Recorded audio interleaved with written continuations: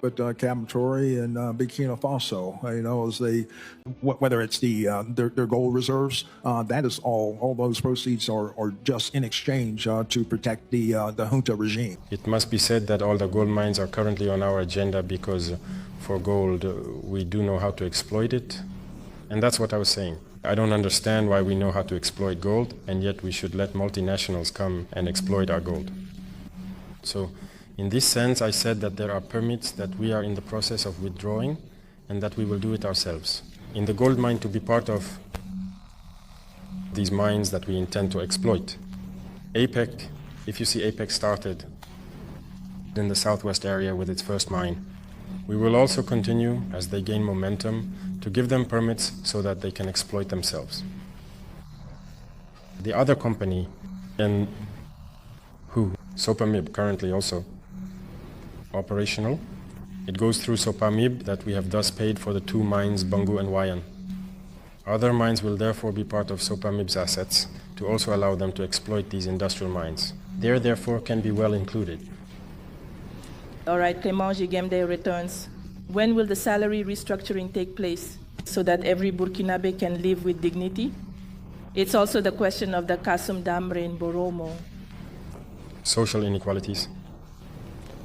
Many people are demanding this, and I think it's an issue we will have to address sooner or later. No matter what is said, there will be some friction, as they say, but we have to tackle this at some point so that everyone can live with dignity, as they say. But before that, we first wanted to put a certain number of lines and study and see what can be done in general. Because as I say, one must understand their strengths, first their potential. This is what we are doing in the mini sector today. And we realize that if we regain control of our, maybe we won't need to overhaul, as they say, reduce salaries. We will see how to perhaps adjust some salaries. For now, we continue to observe the situation and continue to increase military spending in 2026, yes or no? And also, the mines we will exploit during the year 2025, what will that bring us? Will it allow us to raise the salary level for some and balance things a bit because it's really disparate? There are some who are in situations where the salary, I would say, is immeasurable compared to others who are really lagging behind. We intend to balance the scales so he can be reassured. We do not necessarily want to lower the salary of some, but we will see, based on our capabilities, what we can do to bring everyone to the same level. The issue of the AES comes up again. What measures have been taken to ensure free movement within the AES? Without extortion? Also, when will the AES currency be introduced? Very well, I think this issue of extortion is on the agenda. Strict instructions have already been given to the Minister of Security to start cracking down on this issue of extortion. There are cases currently in court, even against certain individuals. Extortion? These are not good behaviors. Especially, unfortunately, it is the security forces who are doing it. It is really not good behavior when we want to move towards the Union, towards the Confederation. And this week, I think the experts on security identifications are gathered in Bamako. The objective is to harmonize a number of documents for travel, but also for identity. And so there will be an AES identity card that must come into effect. With that, or the AES passport, we should be able to move freely without extortion. And we will also put in place in each country a number of measures that allow users to report, or in any case, to denounce cases of extortion. Already, in Burkina Faso, we have taken many measures. Currently, it is being implemented, notably the call center, which can also be used, the reports that can be made up to the presence of FASO. And we have established the CRD, which must take action. Above all other textual considerations that may exist. And the CORAG, as it is currently said, is also instructed to investigate any form of corruption, extortion, or mismanaged files. They are working on this in the coming days. There are things that will come out. Individuals who find themselves in situations like this should be able to pay. Mathieu Bacuno from Tenado Leba suggests why not set up a cereal bank in each village supplied by the producers. Yes, that too is a good question. I see that he even mentioned the Sonagese. The Sonagese had a lot of difficulties. We have therefore changed the direction, and currently I have instructed the Minister of Accurate, the name of the Sonagese store, he is on it, to have this truck for him, to be able to transport the cereals and store them, because Sonagese was operating non-Radilan rentals. We cannot rent stores, rent trucks, and expect to be efficient. It's complicated. It was a system that did not allow for efficiency, so that's why currently they have undertaken to build warehouses in certain areas and acquire their own truck to be able to quickly serve. There is also APEC, which is involved in the matter, like what they call the grain bank. In fact, they are in the process of creating, so they have already targeted the initial areas. I don't know if the tenders have already been launched or not. It's precisely to have purchasing centers that can be likened to grain banks. Where will the farmers come to sell their grains? And it could be resold from there in a very controlled manner, because today speculation is so strong that when people go to Borsha, they impose the price they want on the producers. They are often forced to give up some grains, and then they come back to increase the prices uncontrollably and resell them. For the producer, even if it is to ultimately seem with nothing after several months of labor, of hard labor. So we have taken that into account, and the PEC will also focus on this to create these purchasing centers in several communities, which should greatly relieve the population. Still on the topic of food security, Momonin Sawadogo from Lumbila asks, what is the next step for the project to open up Lake Bam? The minister was there, I think, not too long ago. The Minister of Agriculture has been there. He came to give me a situation report, and we are working on it. Currently, there are also security aspects that were also a limiting factor. I can assure you that around the lake, a lot of things are being done. And I think that those who are on the ground there in Kaya or around should be able to perceive these things. We won't reveal everything here, but we are working on it because the lake needs to be redeveloped to make it more viable and beneficial to many of people. So the project is underway. The ministry is hard at work to make it happen quickly. Thank you for these responses. We welcome Hervé Kabore once again for the listeners' questions. Thank you, Chantal Nikima. Excellencies, Mr. President, Alassane Lene in Langley, in the Loop of the World, asks why all cancers are not covered in Bogotgo. Madame Sarata from Akore also wishes for you to be very attentive to the initiative for cancer care. Julien Agawa asks what the government plans to do to solve the problem on the R1 at the Heredugu Bridge, which experiences flooding, overflows every year. Damri Kasum in Boromo asks what solution there is to reduce the number of job seekers in the public sector. Thank you. Thank you, Hervé Kabore. The first concern from a listener, why not? I am not taking into account, at least cover all cancers at the CHU, Bogotgo.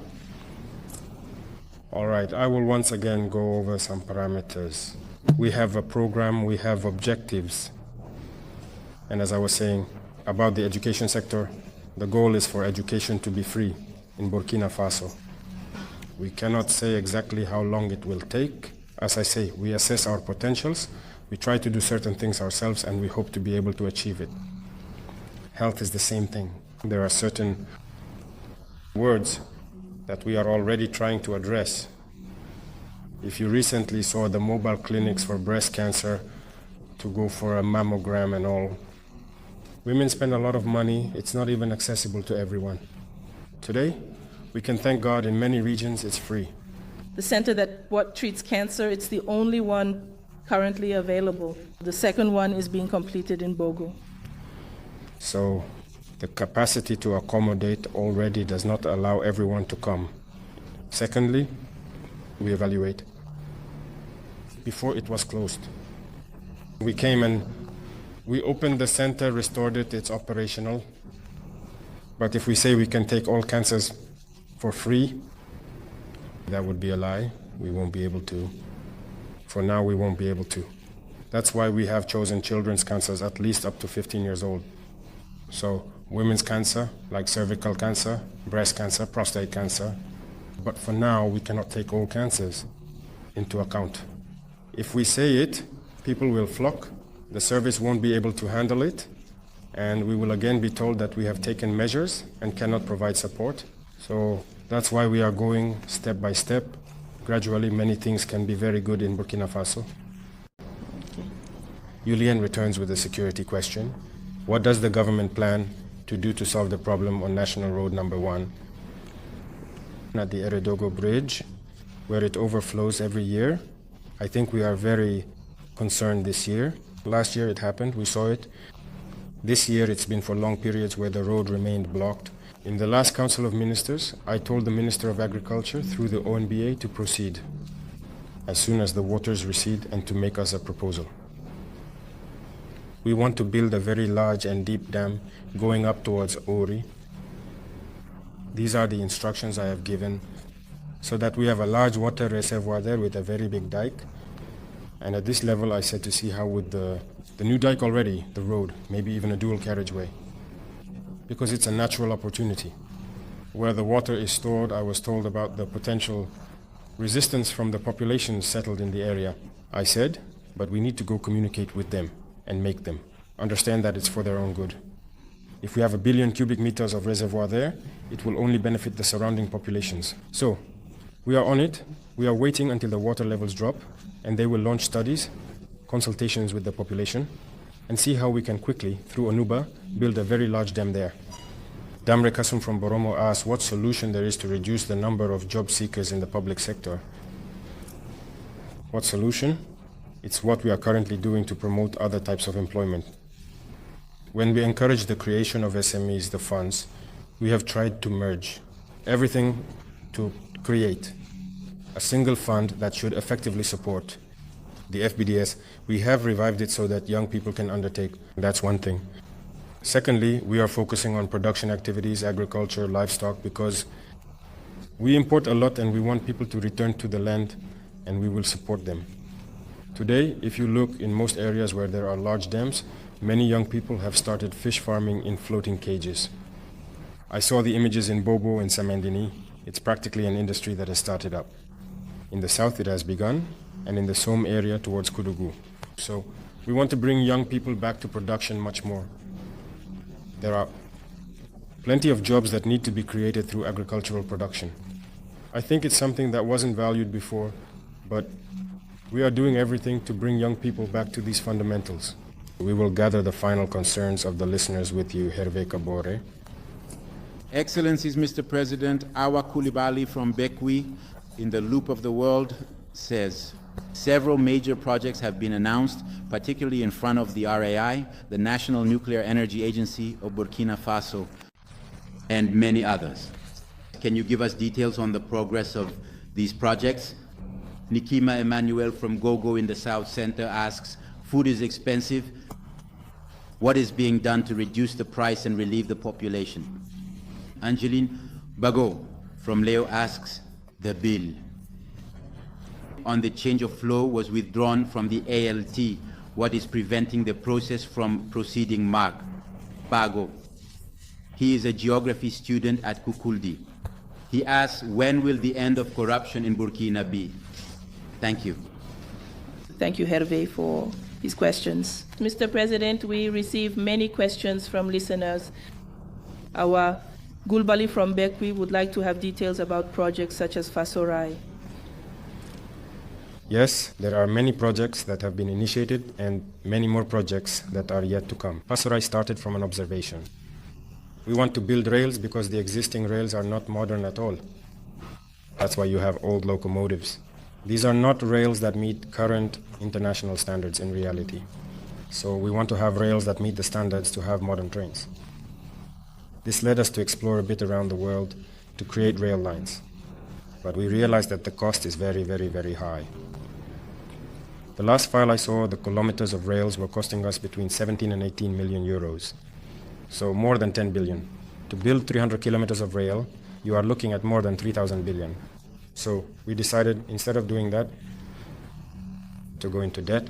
For this kind of construction, we prefer to send the employment to Burkina.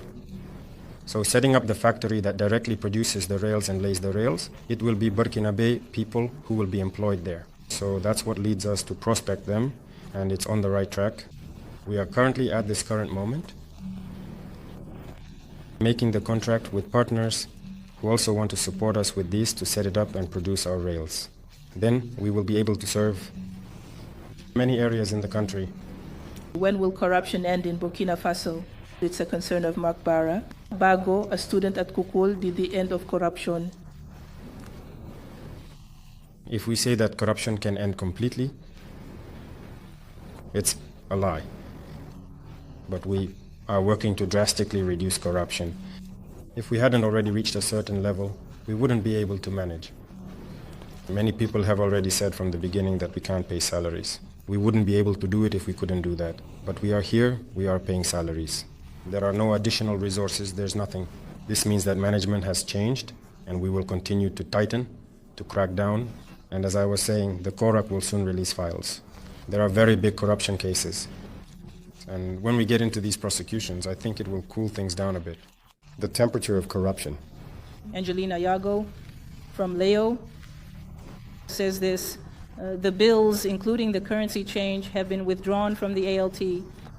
What is preventing the process from proceeding? Withdrawn? No, it hasn't been withdrawn. There is just the parameter that we have added. The past council, I don't know if the report mentioned that, but in the official journal, they will be able to see it. It's just an addition we made is to return to the ALT immediately on the evening of the past council. I think they will resume from there. Otherwise, it hasn't been withdrawn, it continues. Dear listeners of Radio Burkina, we have received many questions, and despite the extension of 30 minutes, not all questions could be asked. But rest assured, they will be forwarded to the President of Faso. Mr. President, before concluding, I would like to invite you to say a few words to all our listeners and the staff of Radio Burkina. As the 65th anniversary of this radio approaches on October 25th, a symbolic date for this public service media, always close to the people and committed to informing them with rigor and professionalism. Thank you. To start with Radio Burkina, I would like to say thank you. Thank you for all the work done over all these years, and for the work you are currently doing in this crisis context to reach the population in the remotest parts of our villages, because the radio today is a tool for information and awareness. So congratulations to all the staff and happy anniversary in advance. We hope that you can continue to educate our population as well, and we will do everything possible to improve your working conditions and support you in your task. As for the people of the land of upright men, my people, I would therefore like to reiterate once again my congratulations, my encouragement to all those who fight for our homeland, whether they are FDS, VDP, or civilians, because everyone from their position is fighting. The trials are tough. There are many events happening. Offering condolences is to ourselves because we are all brothers and sisters. When there is a death, it affects us all. So, I take this opportunity to offer condolences to all those who have lost loved ones. And also, wish a speedy recovery to all those who are currently injured due to the effects of terrorism. And above all, to the FDS and OBDP to maintain this course. Much courage, and may God protect them in their battles. May God protect all these resilient populations who fight day and night alongside England. Stand with our forces to keep Burkina Faso standing. Thank you all. Amen. Excellency, to conclude, we have received questions and contributions from listeners from all regions of Burkina, speakers of several national languages. The listeners would like to hear your closing words in one of the national languages. All right, thank you very much.